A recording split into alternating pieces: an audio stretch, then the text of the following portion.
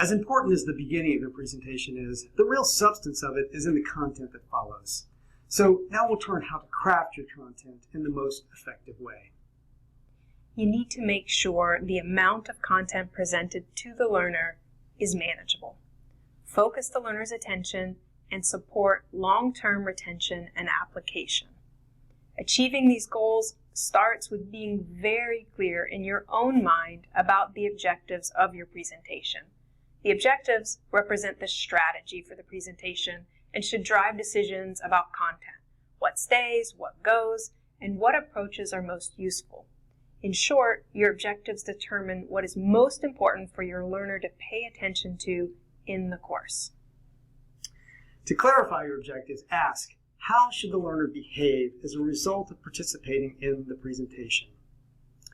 Even if you see your presentation as primarily informational, be clear about what the learner should be able to do with the information. How will she apply it in the real world? Keep in mind that only so much information can be absorbed, and only so much change can be prompted by a single presentation. Most presentations suffer from a lack of clarity about objectives, too many objectives, or both. Now, exactly what amounts to too many objectives depends on a range of variables, from the complexity of the topic to the background of the learners. But our view is that it's best to aim for achieving no more than 2 or 3 objectives in a 1-hour session. 2 learning outcomes guided us in designing this course. We wanted to help you identify and apply techniques to gain, focus, and maintain attention in a presentation. Identify and apply evidence-based practice opportunities to support learning. Those are just 2 outcomes. But if we're successful in achieving them, just these 2 will have a big impact. Take a moment to think about a presentation you're working on. Are you clear on the learning outcomes driving the presentation? Do you have time to adequately address those learning outcomes during the presentation? Pause now to give yourself time to think.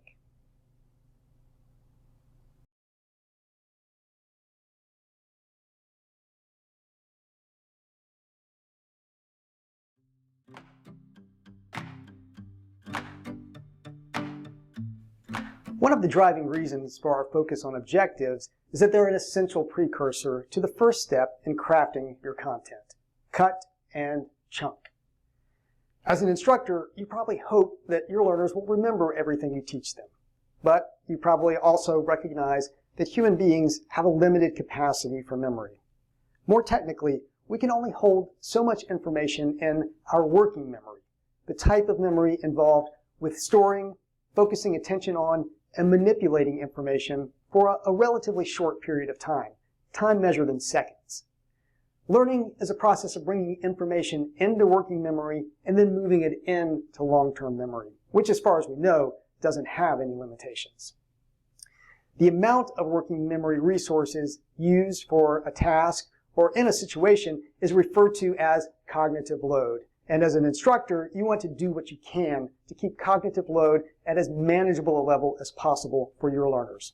And this effort often starts with resisting the temptation to share everything you know about a subject and being disciplined about cutting content that's not necessary for achieving your targeted learning outcomes. To cut, go back to the objectives. What is truly necessary for the learner to know to achieve the desired outcomes? What's extraneous or nice to know? Literally, list these out. It can help to know that nice to know information doesn't have to be totally ignored. You can still make it available through resource pages, downloadables, and other types of bonus content, as we've done in this course, by providing a resource list to help you go deeper on topics that might be particularly interesting or useful to you. But get it out of the main flow of the content that's truly targeted to achieving the objectives. Next, chunking longer content into shorter segments and allowing for brief pauses before continuing on from one segment to the next will also help learners maintain their short attention span. Shorter segments, typically segments no longer than 10 minutes, fall within the average limits of human attention. At the highest level, your chunks of content should serve to focus attention on related concepts and information. These would typically be the larger sections of your presentation, In this presentation, for example, we chunked the content into 4 steps. Set the stage, craft the content, promote participation, frame the future. We preceded these with a brief opening, which we've already discussed, and we'll wrap up with a brief conclusion. Within those major segments, we've further chunked the content down into topics that we feel are most essential to these larger concepts. For example, in Set the Stage, we addressed exciting interest, connecting personally, and asking for participation. Finally, we chunked the content down further to each individual slide or snippet of video, being careful to try to focus on one essential point within each and to try to ensure that we stay within the limits of working memory in each.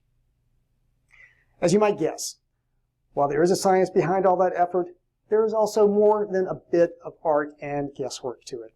We won't claim to have gotten it exactly right and entirely right.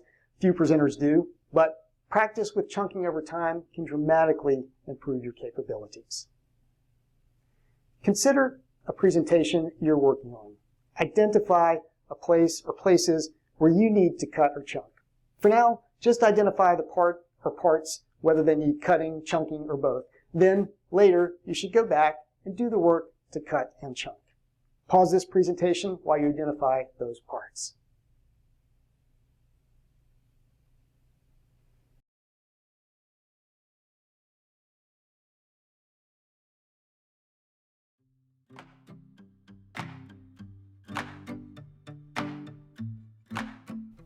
As you cut and chunk and sequence your content, you, of course, have options regarding the types of media you can use.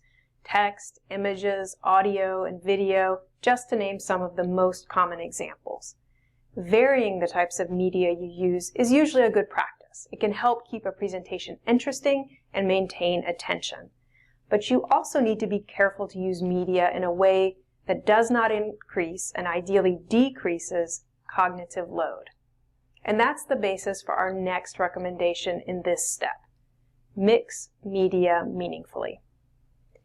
In the context of a live or recorded online presentation, the 3 types of media you're most likely to use are text, audio, and images. So we're going to focus on those. First, research indicates that including images to illustrate key points in your presentation can be an effective way to support learning. And sometimes it's the best way. Think back, for example, to the challenge we presented earlier in trying to use text to explain a dragon fruit. But using multimedia effectively isn't as simple as sprinkling a few images throughout your slides. There are research-based rules that should be followed. Here are 4 that we feel are particularly important and useful for the average online presentation. First, use only graphics, text, and narration that clearly support learning goals. Images that are merely decorative or text that is tangential or supplemental will only increase cognitive load and make it harder for learners to absorb your key points. Second, avoid using graphics, written text, and narration all at the same time. Instead, pick 2 of the 3. Choose to either verbally explain a visual or use on-screen text to explain it, but not both at the same time. It generally increases the learner's cognitive load to have to process both text and audio while also viewing a graphic. But there are exceptions, such as when the narration uses technical or unfamiliar words and when the written text is shorter than the narration. Also, when no graphics are involved, written text may be used along with narration. Third, where appropriate, make use of arrows, highlighting, and other signals to draw attention to important information. This practice helps to focus the learner's attention while also reducing the need for extraneous text. Fourth, present in a conversational way. It can be easy, especially if you're presenting a complex topic, to slip into jargon or academic, formal-sounding language. But research suggests that a more relaxed, informal approach can positively impact learning. There are other rules and many nuances for using multimedia in the most effective way to support learning. To the extent you want to go deeper into those, we've included references as part of the supplemental resources that come with this course. Just implementing the above suggestions, though, will go a long way toward ensuring you make the most of the media you use in your presentations. Let's look at this mix media meaningfully idea in action. Consider this slide. How might you improve this slide? Pause this presentation and take a moment to note some ideas you have for making the slide better support learning.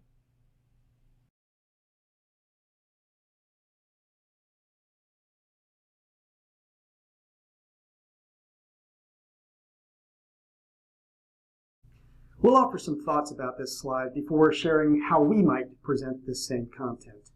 First, we only gave you the slide, and you don't know what the presenter might say to accompany it. And we didn't give you information about the learning outcomes or the intended audience.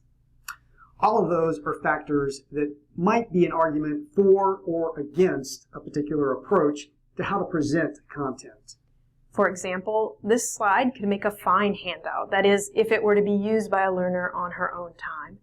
But if it's being presented, we'd want to cut the content down to the essential. For example, the image of the book cover and the text at the bottom are doing similar work. They're both acknowledging a source.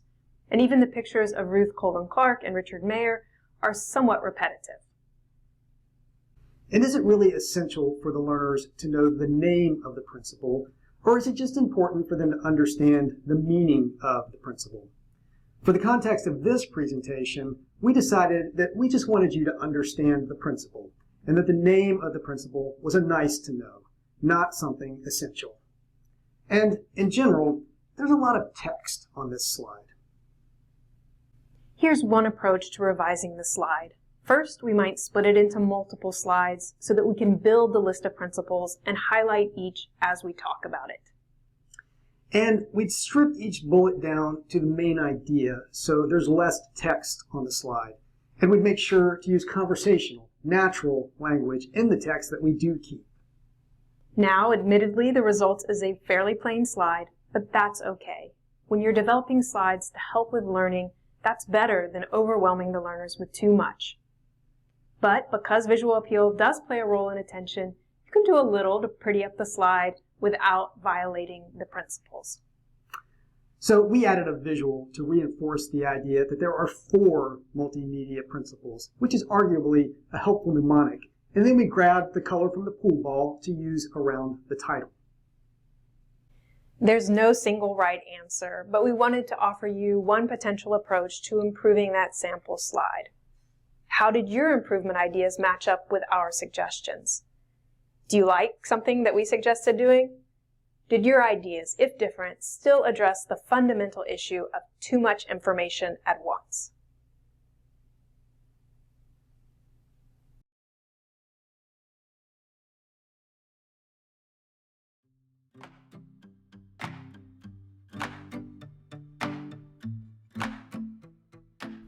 With our content culled, chunked, and conveyed through appropriate media, we now need to integrate a final element to increase the chances that learning will stick.